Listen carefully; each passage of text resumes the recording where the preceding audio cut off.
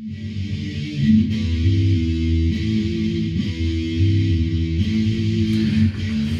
evening, everybody. Welcome to Out of Focus Tech, where we're going to pick a news topic for tech and definitely lose focus on it and get off subject. Come join us for the adventure. I'm Adam. With me is Vic tonight. Vic, say hello. Hello. And we're going to get right into it. There's been a little bit of stuff going on around the tech world. I've seen a whole lot of new interesting articles, but one that I wanted to cover that I think hasn't quite got the attention that I feel like it should is the proposed ban on TP-Link equipment, specifically TP Wi-Fi routers, TP-Link Wi-Fi routers. Vic, what are you thinking on that? It's a tough one because I watched a video earlier of some guy that he took one apart. He reverse engineered it and showed that there's a back door in there that you can access from the web. So yeah, scary stuff, man. Yeah, it really is, especially as some of the articles we'll bring up here in a few minutes will probably show. Everybody knows, anybody in tech knows the TP-Link brand. I mean, they're pretty prolific. They've been doing the home Wi-Fi router thing for the better part of a decade that I know of. I bet you'd be hard pressed to to go through a neighborhood and not find half a dozen of them, in a block and a half radius.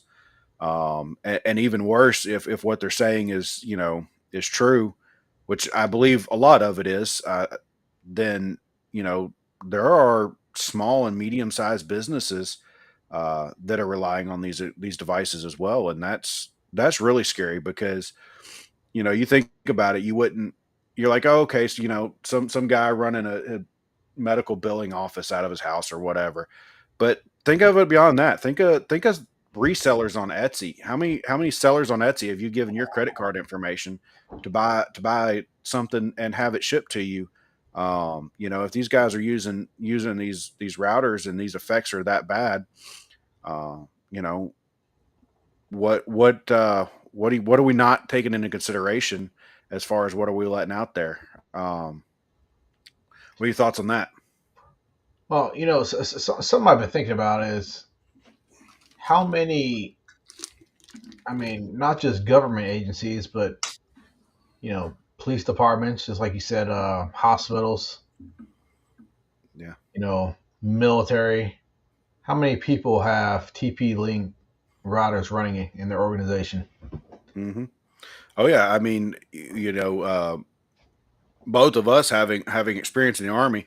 How many times when we, especially way back before the army was really good at cybersecurity, did you see people extending the barracks networks for their Xboxes with the cheapest router they could find at Walmart at 2 o'clock in the morning when they had liberty to make it there? Hmm. That exact situation may not exist anymore, but I guarantee you there are a bunch out there like it across different enterprises and security interests because I mean people still hijack your home Wi-Fi, and if they're just far enough away and they can get a TP-Link router that they can uh, put into access point mode to extend your network because you don't know what you're doing, you may have a nice Nighthawk and have it set up really well. But if you miss that point, miss the security points where they it allows them to gain access off of it, and they're hanging stuff like this off of it, you still got some problems. Yeah, I mean, part of this whole ban on TP Link was that people think that the cost of these routers are so cheap that they're trying to corner the market. Yeah. And then I mean, something else if you want to think about it is like people who are deployed. Soldiers, airmen, Navy hmm that have their own little networks. You know, for gaming or whatever they want to do amongst each other, Yeah. especially on a Wi-Fi router. Yeah, what kind of implementation, is that? Yeah. And one of the things I noticed going through the articles, I'm going to reference this one for malware bytes the most because of all the ones I read, I think this one is a central summation, the best. Um, and I'll go back up to the top here in just a minute. But one of the things that everybody has said is that gotta find it. Hang on, silly ads. I zoomed in and messed everything up. Um, where was it? Where was the use? So what they, I guess the biggest, what really brought this to light was that potential nation state actors from China were able to use these backdoors and these routers to hide the typhoon type attacks they were using, which from what I guessed was a like password spamming attack. Did one of these kind of defined it a little bit better? I thought it was the malware bytes.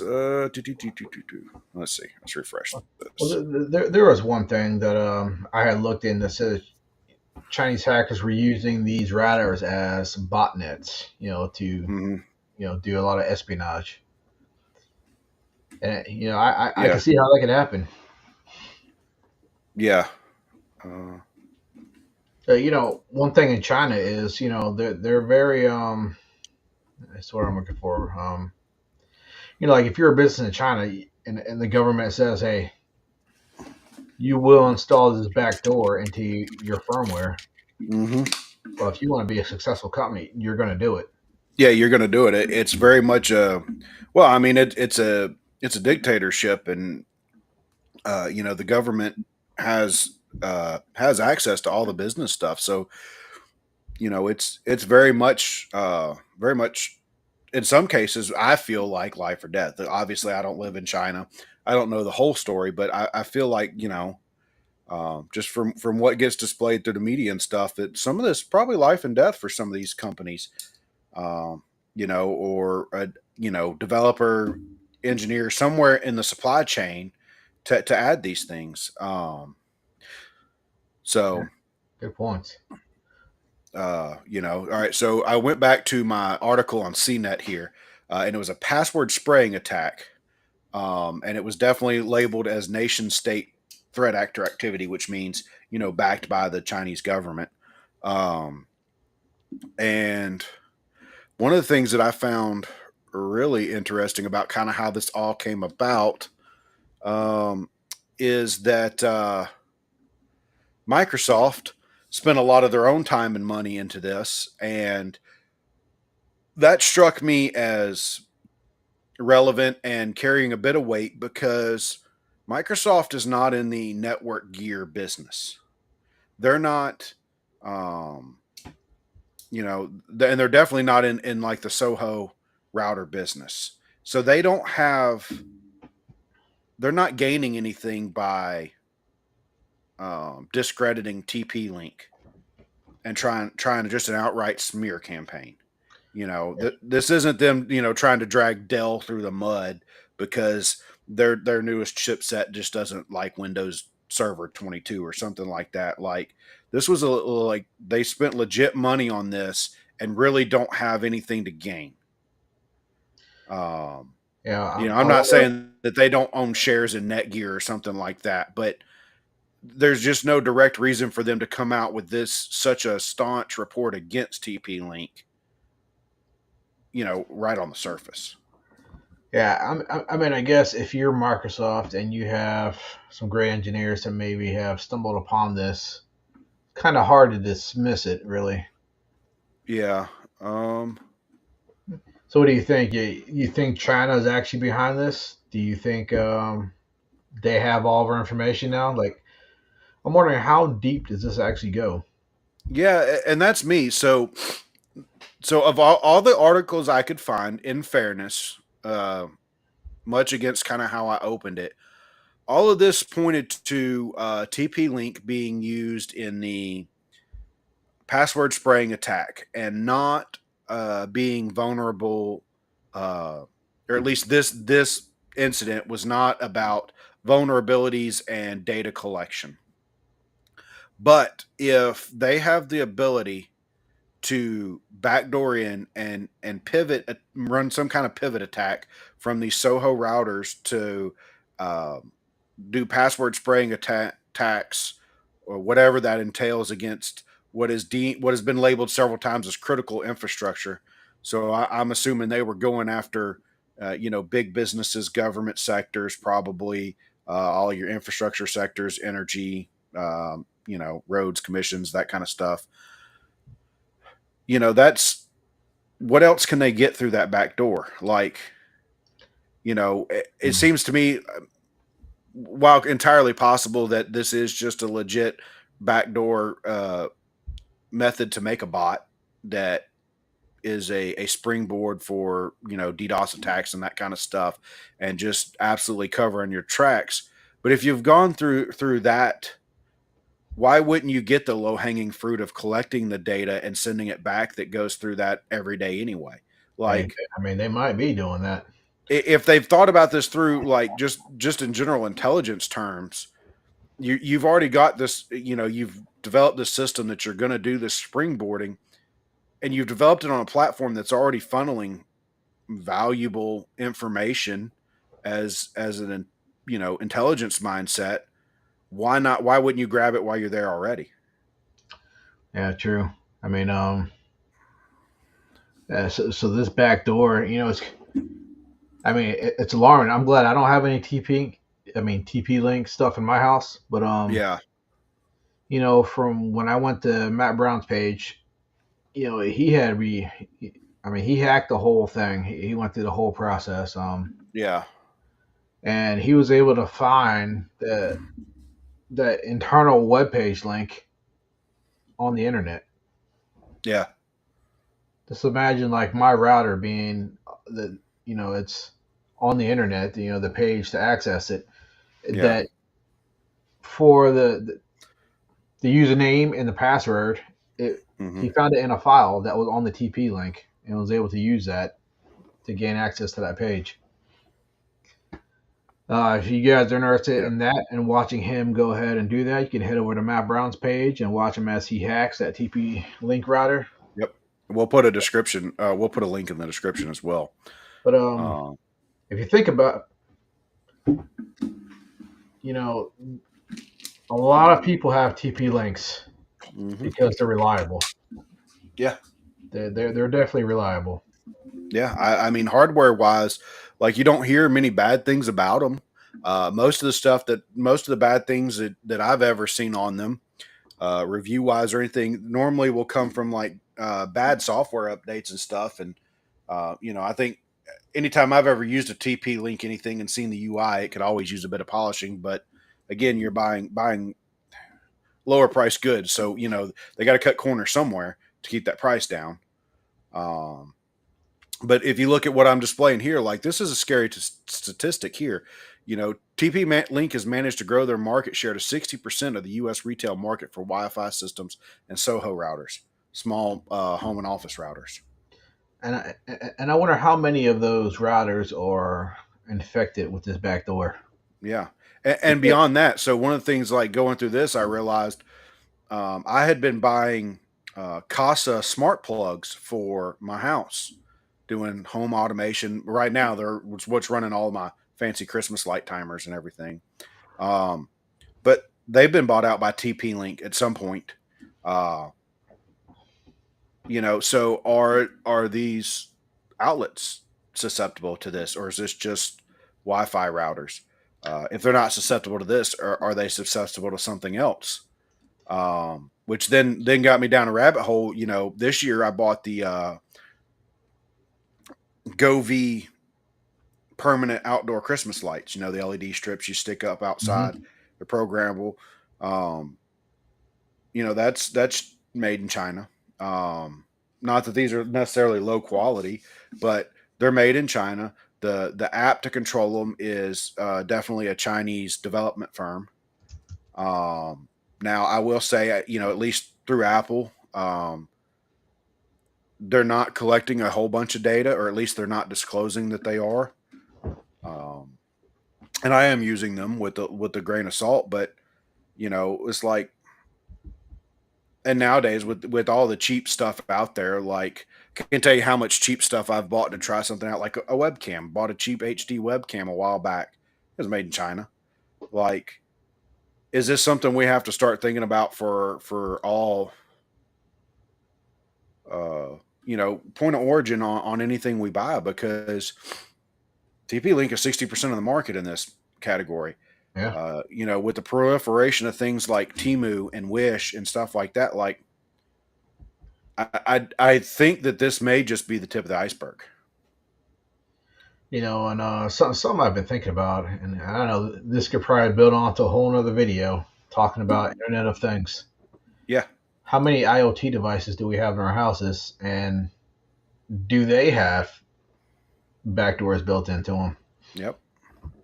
Absolutely. That would be one. That's actually something that similar note that I have jotted down for a future topic is something that I noticed with some of the stuff in my house trying to work through an internet issue a couple weeks ago, that I was going to bring up.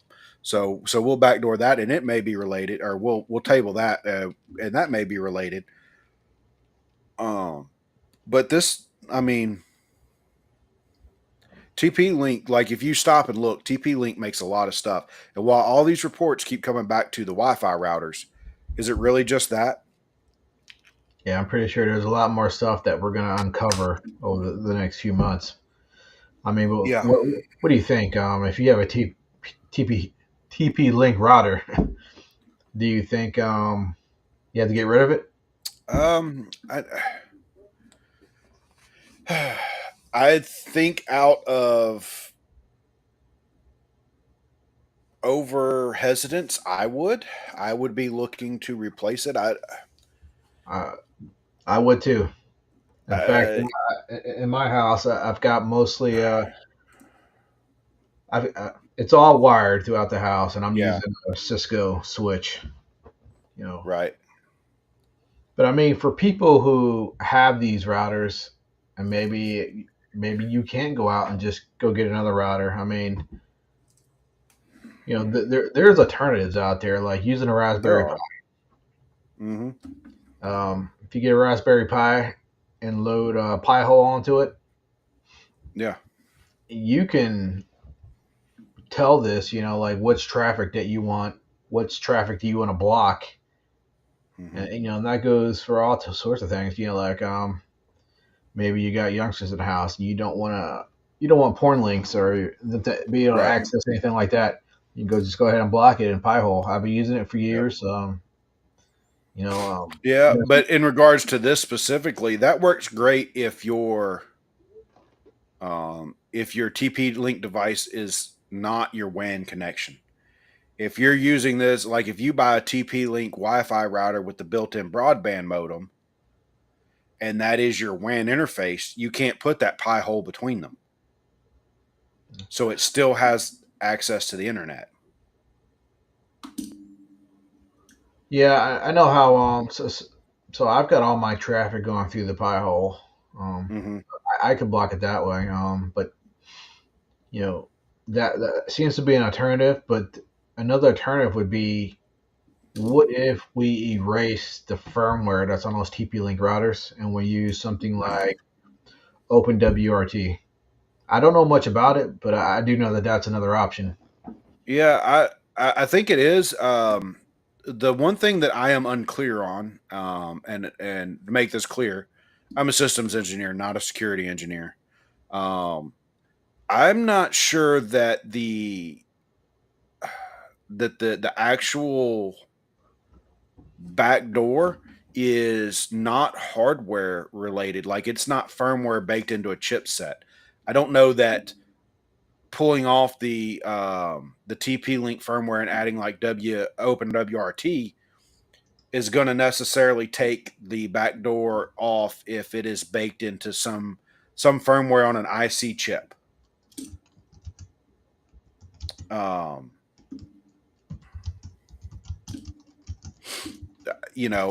I think it's a great alternative and definitely worth a try. I think um, I think if it were me and I was looking to come up with a solution very quickly, I would be looking at where is this located at on my network? Is this my WAN interface? Is this my modem? My connection back into my internet provider? If so, I'd be calling my internet provider and be like, "Hey, I'd like to rent one of your modems, one of your Wi-Fi routers. $5-10 a month. Um, it's their responsibility and their equipment, and they normally don't use things like TP-Link routers. They normally use some, little bit better grade equipment. Um, and you can at least do that for a month or two to give you time to find an alternative. Maybe if you're in a situation you need to save your pennies to be able to buy something like an Asus or Netgear. Um, or if you want to build, get you a Pi hole built or open up WRT and get everything, set up. At least you would go ahead and remove that threat from your area and give you time to react, and that would be the lowest financial impact um, that I can think of, right away to go ahead and get that done. Now, if I'm using TP Link, say maybe some Wi-Fi extenders or multi-story home, and I have the TP Link switch and router up on the opposite floor of the provider equipment. Yeah, I'm probably just gonna uh, try and drop that out of my network as quick as possible. Um, that would be a great one. Like maybe my bottom floor could go without internet for a couple days while I build a pie hole to put up there on the land right behind the provider interface, and just not worry about it, and block anything to that, because I have seen some articles that like I think it's Matt Brown said that has disclosed um, the destination for the malware traffic. So you could easily get that set up, and I think that would negate that maybe. But I would also be very suspicious and watching my Pi-hole interface or dashboard or whatever, at least for a couple weeks, and really getting a good idea of what traffic's coming and going, and try and tighten that up the best I could. You don't want don't want to assume just right off the bat that you've blocked every possible thing, because I Yeah, don't think I that would mean, be the case. yeah, Pi-hole in conjunction with, like I know Ubiquiti makes good firewall. Hmm. Firewalla, Starlink. Yeah, I There's mean, a, even just putting a Raspberry Pi with your favorite flavor of Linux and using the built-in firewall, whether it's IP tables or whatever. There, I mean, while that's a very manual process, and you definitely have to have the knowledge to do it, it's possible and low impact, low cost.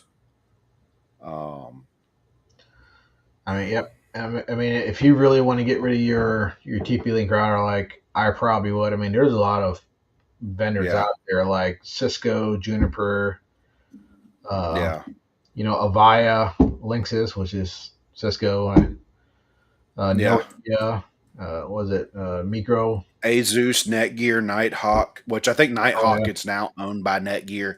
Don't quote me on that. I've never been a Wi-Fi router, enthusiast. It's you might pay a little when I bit had to more. buy them, I always used Linksys just because I liked them. They worked. But you know, uh, the article I got pulled up here, they bring up a Wi-Fi 7 router. TP Link is $108 on Amazon, and then comparable specs to go to Asus or Night Gear, you're getting to 215, $230. That's Wi-Fi 7. I don't think the general public right now is really caring about Wi-Fi 7 so much. I think that if you're just worried about your normal Wi-Fi 5 6 home network that you have now hanging off of your 100 meg, maybe 1 gig circuit, uh, just your Wi-Fi 5 6 is fine. I don't think you'll see quite that big of a price gap between them. Um, Yeah, most yeah, I know the new thing with Wi-Fi 7 is that 6 gigahertz band, and the fact that yeah, you can use that 2.4 gigahertz, the 5 gigahertz, and a 6 gigahertz simultaneously with one stream. That it's pretty awesome. But yeah, most things out there now they're not set up to use the 6 gigahertz. So most people don't yeah. I have mean, Wi-Fi 7. yeah, and like I haven't bought anything new in my house in the last year, so I don't even have any endpoint in my house that has Wi-Fi 7 radios in them. So it doesn't do me any good. Yeah. While I don't have anything that can use Wi-Fi 7, I do have it. Well, that's fine. I'm not against it, but I don't need have a reason to jump on the bandwagon, so I'm not going to. Um, that's just but I've never been that kind of person. Like I very rarely do I need the newest tech. Like I've been in tech long enough that I always want to kind of see. I want to see the first update patch and how that's going to go, and I want to see. Like I'm not really always wanting to be a beta tester, and especially nowadays, I feel like tech as a whole, like the first public release is really just like beta point 0.5. Um, and they'll fix all the real bugs on OS whatever .1 2 months after general public release. Yeah. I mean, when I got my Wi-Fi 7 a few months ago, I just needed an upgrade. My Wi-Fi was starting to fail. I didn't even have Wi-Fi 6. Yeah, So when I upgraded, I just went for the 7. And then we should be good for years to come. yeah. I mean, and to be honest, like over the last 5 or 6 years, I've just been using the provider equipment just because I don't have a big house, so I don't need like extenders and all that stuff. So like right now I have AT&T, so whatever modem they dropped off at the end of the fiber, it's an all-in-one modem Wi-Fi router thing. It works great, and we go from there. So um, yeah, I think that this story definitely begs a little more following, and I would be interested to see what comes out of the congressional hearings and the Justice Department investigations. Oh yeah, there's definitely Um, going to be a lot more to this story. yeah, I would really like to see if it really is just the routers and just this one issue, or if we're talking about a multi hardware, multi vulnerability vector here. So hopefully this comes out, gets to a conclusion quickly. They are able to, you know, judiciously conduct their investigation and get to the bottom of it and give us as the general public the who, what, when, and how, and let us make our own decisions. Yeah, Um, but this definitely begs watching.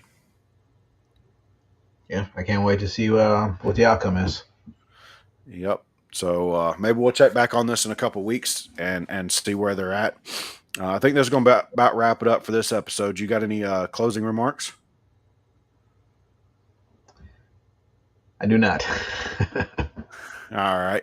So if anybody out there wants to drop a comment, let us know any subjects you'd like to talk about. I think maybe next episode we might take a quick news article and maybe do a deep dive and look into some products or something. I got one queued up that I want to take a look into for possible personal use. So come back, join in with us next time, and we'll see where it goes. Thanks everybody for coming. Good night. Thanks. Good night.